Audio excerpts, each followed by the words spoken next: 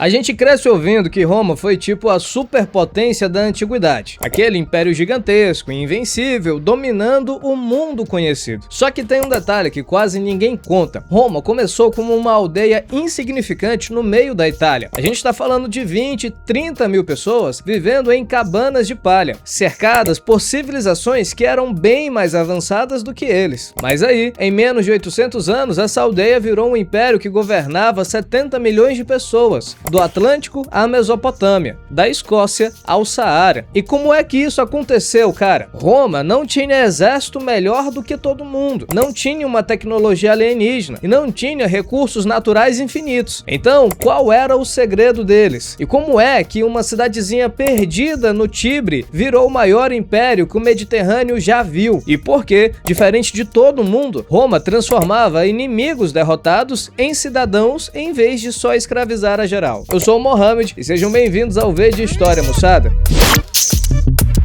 Tu já parou pra pensar como é que uma cidadezinha no meio da Itália virou um império que governava 50 milhões de pessoas? E tu sabe que esse é um dos maiores enigmas da história antiga? Porque Roma não começou grande, cara. A gente tá falando de um aglomerado de cabanas às margens do rio Tibre, cercado por povos que, na real, eram bem mais avançados. Os etruscos, ao norte, tinham cidades maiores. Os gregos, no sul, uma cultura mais refinada. E Roma era tipo uma aldeia que ninguém dava bola. E olha só o tamanho da diferença. Quando o último rei de Roma foi derrubado lá no século VI a.C., a população da cidade era de 20 a 30 mil pessoas. Só que alguns escritores romanos posteriores, tipo o quinto Fábio Pictor, inventaram que tinham 200 mil. Era uma propaganda pura. E na verdade, Roma era minúscula comparada ao que viria a se tornar. Mas aí tem um detalhe que muda tudo: a localização. O Tibre dava acesso ao mar sem os perigos de ficar na costa. E sabe, tipo piratas e invasões diretas. As colinas ao redor eram uma defesa natural. O Cícero adorava falar dessas vantagens estratégicas, mas esquecia de mencionar que a cidade vivia alagando e tinha um surto de malária. Nem tudo era perfeito. Só que a grande diferença de Roma não estava só na geografia. Estava numa ideia maluca que nenhuma outra cidade do Mediterrâneo teve coragem de tentar. Roma transformava os inimigos derrotados em parte do seu sistema. E a gente vai entender agora como é que isso funcionava. Vamos direto ao ponto. O segredo de Roma não era ter soldados melhores, era ter soldados infinitos. E se isso tá parecendo exagero, segura essa informação porque lá na frente tu vai entender como esse sistema sobreviveu ao pior massacre militar da antiguidade. E isso vinha de um sistema que os historiadores chamam de sóci, basicamente aliados obrigatórios. Funciona assim: Roma vence uma guerra contra uma cidade vizinha, mas em vez de escravizar todo mundo ou cobrar um tributo e ir embora, que era o padrão grego,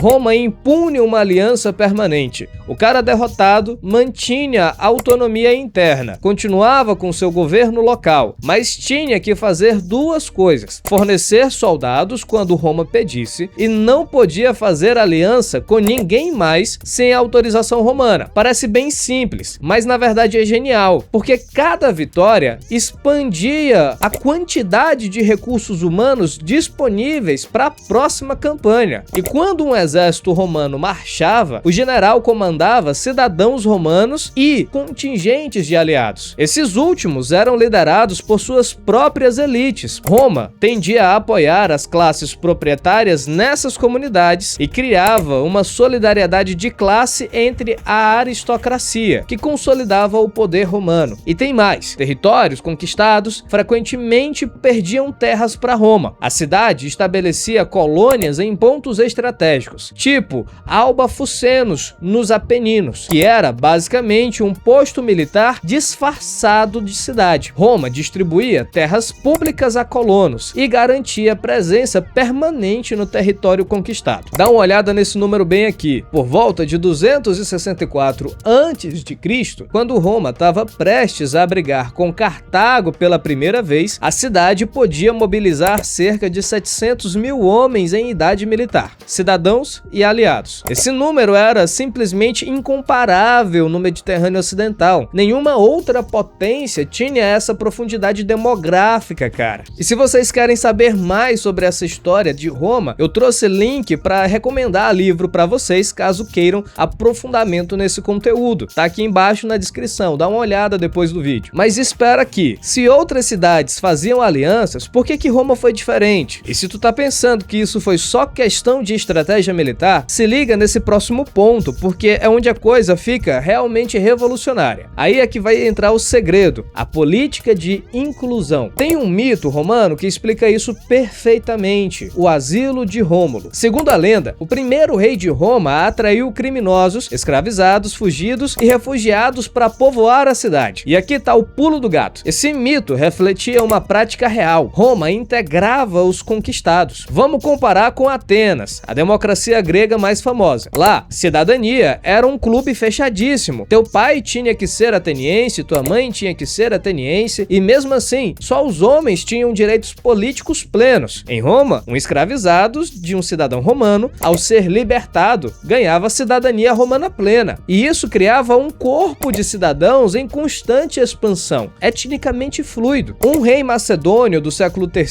a.C. observou isso e disse que foi desse jeito que os romanos ampliaram o país deles. E ele estava certo falando isso. No século II depois de Cristo, a maioria da população livre de Roma tinha ancestrais escravizados. A gente está falando de uma escala absurda de mobilidade social. E não era só escravizado liberto, não. Roma dava direitos variados para os aliados italianos, incluindo o conúbio, direito de casamento entre comunidades. Isso criava laços familiares que atravessavam fronteiras. O teu filho podia nascer meio romano, meio latino, meio sabino. Era uma salada étnica total. E se esse sistema funcionou em tempos de paz, agora vem a pergunta que vale tudo. Será que funcionava quando a cidade estava literalmente sendo invadida? Tudo isso soa bonito na teoria, mas será que funcionava quando a coisa apertava de verdade? Aí é que vem o Aníbal. Em 218 a.C., o general cartaginês Aníbal Barca cruzou os Alpes com um exército que incluía 37 elefantes de guerra. O cara invadiu a Península Itálica pelo norte e começou a massacrar legiões romanas. E quando a gente fala massacrar, é literal. Na Batalha de Canas, por exemplo, em 216 anos antes de Cristo, 70 mil romanos e aliados foram mortos em uma única tarde. Para tu ter uma ideia da escala dessa carnificina, isso é comparável ao número de baixas no primeiro dia da Batalha do Somme, na Primeira Guerra Mundial. Foi o pior desastre militar da história de Roma. Olha o seguinte, ó. Qualquer outro estado teria entrado em colapso com uma invasão dessa, mas Roma recusou-se a negociar. E se isso já te impressionou, deixa o like para fortalecer o canal, porque a resposta do sistema romano a essa crise vai mostrar porque ninguém conseguiu replicar esse modelo. E aqui tá o detalhe crucial. A maioria dos aliados italianos permaneceu leal. Alguns do sul desertaram, é verdade, principalmente povos que ainda ressentiam conquistas recentes. Mas o núcleo do sistema de alianças aguentou. E por quê? Porque esses aliados tinham uma skin in the game. Eles não eram apenas súditos pagando tributo, eram parte do sistema. E suas elites tinham acordos com aristocratas romanos. Suas famílias tinham casamentos mistos. E mais importante, se Roma caísse, eles perderiam os privilégios que o sistema romano lhes garantia. Então Roma continuou mobilizando exércitos. Perdeu batalha atrás de batalha, mas sempre tinha novos homens para enviar ao combate. A estratégia de Fábio Máximo, evitar batalhas campais e desgastar o Aníbal, só funcionou porque Roma tinha recursos humanos para sustentar uma guerra de atrito. No final, o Cipião africano levou a guerra para a África, derrotou Aníbal e Zama em 202 a.C. e as consequências: punições exemplares para os aliados que desertaram, confisco massivo de territórios e fundação de novas colônias, com a abertura da Espanha para a conquista. Roma saiu da Segunda Guerra Púnica como potência hegemônica indisputada no Mediterrâneo Ocidental, e o sistema de alianças tinha sido testado no fogo e provado funcional. Só que nem tudo foi perfeito, porque agora começava um problema ainda maior: o que fazer com todo esse poder? Depois de Cartago, quem ia para Roma? Em 146 a.C., no mesmo ano, Roma destruiu Cartago completamente e saqueou Corinto na Grécia. Foi uma demonstração de poder cruel. A cidade que sobreviveu ao Aníbal agora não tolerava rivais, mas o interessante é que Roma não tinha um plano de conquista mundial. As motivações eram uma mistura caótica: glória militar individual, que era essencial para a carreira política, saque e enriquecimento, respostas a ameaças que eram frequentemente exageradas, e uma dinâmica competitiva entre generais e puro oportunismo. O Júlio César, na Gália, de 58 a 50 anos antes de Cristo, é o exemplo perfeito. O cara expandiu o território romano até o Reno e cruzou o Canal da Mancha, mas as motivações dele eram tanto pessoais, glória militar e riqueza para bancar uma carreira política, menos estratégica, e os métodos tão violentos que até romanos da época criticaram, comparando a genocídio. Enquanto isso, no Oriente, Roma ia engolindo os reinos helenísticos um por um. O Felipe V da Macedônia foi derrotado em Cinocéfalos em 197 a.C.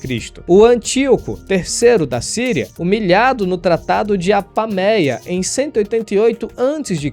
Ele renunciou a todos os territórios na Ásia Menor. Quando o enviado romano Popílio Lenas ordenou que o Antíoco IV abandonasse a invasão no Egito, o cara desenhou um círculo na areia ao redor do rei, exigiu resposta antes que ele saísse do círculo, e o Antíoco obedeceu. O Políbio, um historiador grego que viveu como refém em Roma entre 167 e 150 anos antes de Cristo, ficou perplexo observando isso. Ele escreveu que em menos de 53 anos, quase todo o mundo civilizado ficou sob domínio exclusivo de Roma, e ele não estava exagerando. É interessante tu entender que todo esse momento do que eu falei até agora foi na fase da República Romana. Não é império, é a República Romana que expandiu o seu território, aquela que é governada pelo Senado. A gente precisa entender isso porque agora a gente vai passar para a fase imperial. Olha só, sob o imperador Trajano, em 177 d.C.,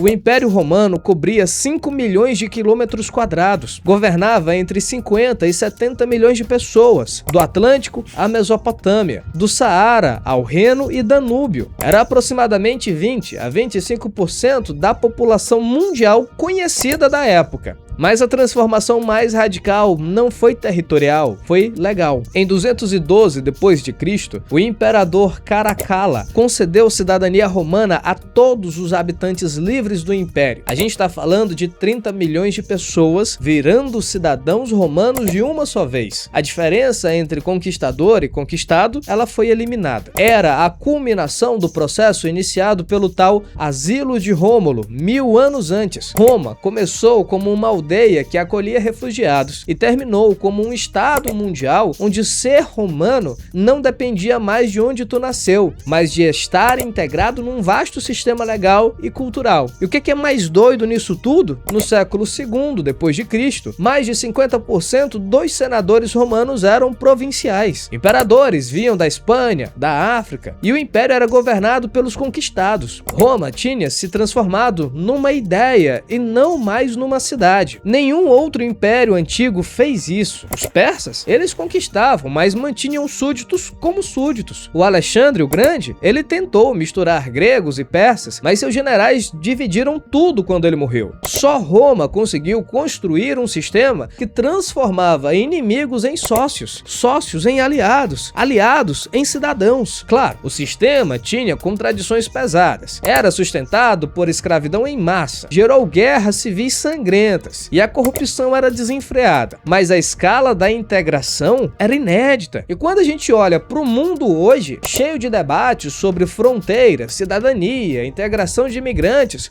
dá para ver que Roma testou essas ideias 2000 anos atrás e descobriu que incluir, por mais caótico que seja, funciona melhor do que excluir, porque no final, o segredo de Roma não foi ser militarmente invencível, foi transformar o conceito de romano numa categoria tão ampla que eventualmente incluiu o mundo inteiro. Dá uma olhadinha nesse vídeo que tá aparecendo aqui, eu acho que vai ser interessante para tu ver. Se inscreve no canal e ativa as notificações caso não seja inscrito ainda. E se você chegou até aqui, muito obrigado pela atenção. Abraço e até a próxima!